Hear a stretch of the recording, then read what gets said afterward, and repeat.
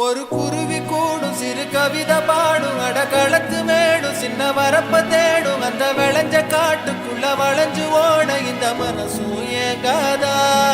ஒரு ஆத்து மீனும் துள்ளி குதிச்சு போகும் மீன் குழம்பு வாசம் எங்க காத்தில் வீசு நொடி பசிச்ச நேரம் அந்த பழைய சோறு இங்க அமுதம் ஆகாதா